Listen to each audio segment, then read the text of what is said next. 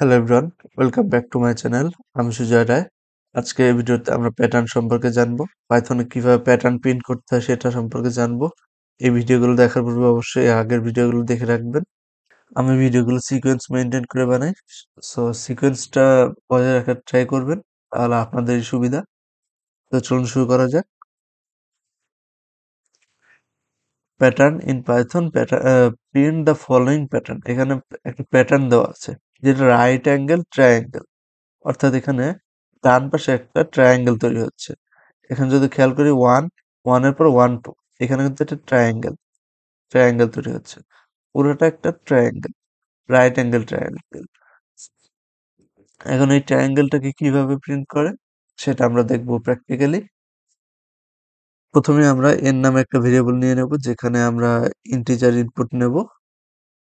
Integer input আমরা এখানে right angle ট্রায়াঙ্গেলের হাইটটা জানতে চাচ্ছি, সেই জন্য আমরা লিখে দেবো enter the height. enter the height, height,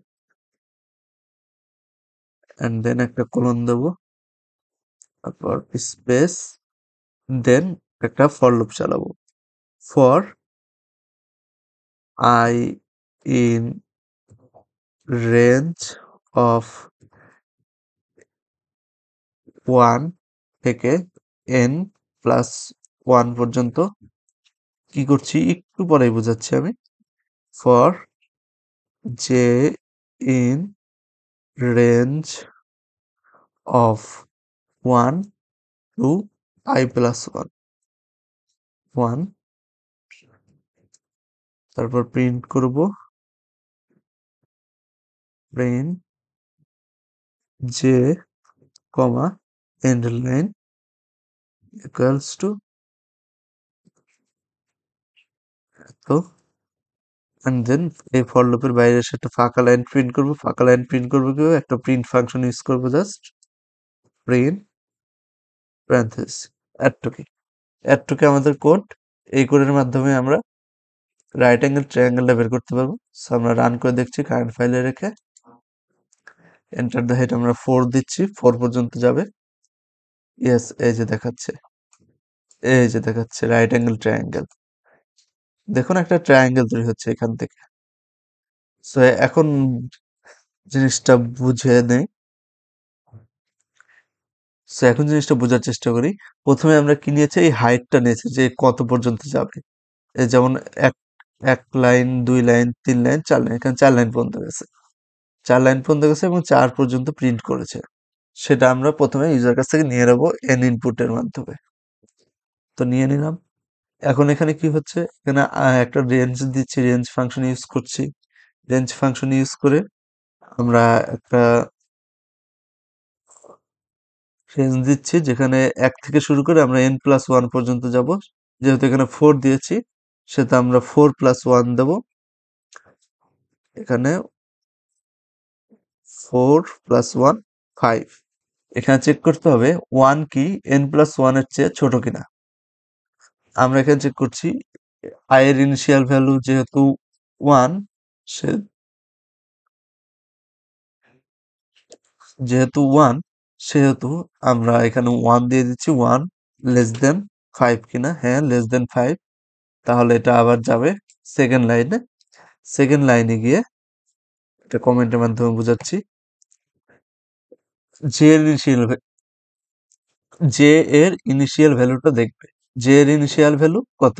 1 দেওয়া আছে, তাহলে আমরা দেখব 1 লেস দেন কত। এখানে i+1 দেওয়া আছে, i এর ভ্যালু কত দেওয়া আছে? 1 দেওয়া আছে, তাহলে 1+1 কত? 2 আছে। তাহলে জে এর ভ্যালু কি 1+1 বা 2 এর চেয়ে ছোট? হ্যাঁ ছোট। তাহলে আমরা প্রিন্ট করব জে এর ভ্যালু কত? 1। এই 1টাকে প্রিন্ট করব, একটা এন্ড লাইন দেব, যাতে একই লাইনে প্রিন্ট হয়। সো এখানে একটা 1 প্রিন্ট হয়ে গেছে। এখন আবার জে এর ভ্যালুটা আপডেট হবে। সো আমরা এই লুপেই আবার ফিরে গেলাম। জে এর ভ্যালু আপডেট হয়ে এখানে হবে 2। তাহলে 2 কি লেস দেন 2? অবশ্যই না। তাহলে লুপটা ভেঙে গেল। ভেঙে গিয়ে এই লাইনে আসলো, একটা ফাঁকা লাইন প্রিন্ট হলো। তারপরে নেক্সট লাইনে গেল, নেক্সট লাইনে গিয়ে আবার এই লুপে আসলো। এখন লুপে এসে i এর ভ্যালু আবার বেড়ে গেল। এখানে কত হলো? 2 হলো। তাহলে 2 কি লেস দেন 5? হ্যাঁ, 2 লেস দেন 5। তাহলে আবার j তে যাব। j তে ইনিশিয়াল ভ্যালু কত দেওয়া আছে? 1 দেওয়া আছে। তাহলে 1 কি লেস দেন 3? সেটা দেখব। যেহেতু এনে i এর ভ্যালু 2, সেহেতু এখানে i প্লাস 1 এর ভ্যালু হবে 3। তাহলে যে কেউ 1 কি 3 এর থেকে ছোট? হ্যাঁ, ছোট। তাহলে j এর ভ্যালু প্রিন্ট হবে 1। এই যে এখানে 1 প্রিন্ট হচ্ছে। তারপরে আবার লুপে যাচ্ছে। লুপে গিয়ে দেখছি j এর ভ্যালু 2। এখন কি 2 লেস দেন 3? হ্যাঁ, 2 লেস দেন 3। তাহলে আবার j প্রিন্ট হচ্ছে। j কত? 2। এই যে 1 এর পর 2 প্রিন্ট হয়েছে। এরপর আবার একটা ফাঁকা স্পেস বা একটা ফাঁকা লাইন তৈরি হয়েছে। এরপর 1 2 3 1 2 4 একই সিস্টেমে বসেছে। আশা করি এই জিনিসটা বোঝা গেছে, ফর লুপের ইনার ফর লুপের ব্যবহারটা। আজকের ভিডিও এই পর্যন্ত। আমার ভিডিওটা যদি ভালো লেগে থাকে please subscribe to my channel. আর ভিডিওটাকে প্রচুর লাইক দিন, শেয়ার করুন, কমেন্ট করুন আপনাদের কোনো কোয়েরিজ থাকলে, এবং কি কি বিষয়ের উপর ভিডিও চান সেগুলো কমেন্ট করে জানান। Thank you so much.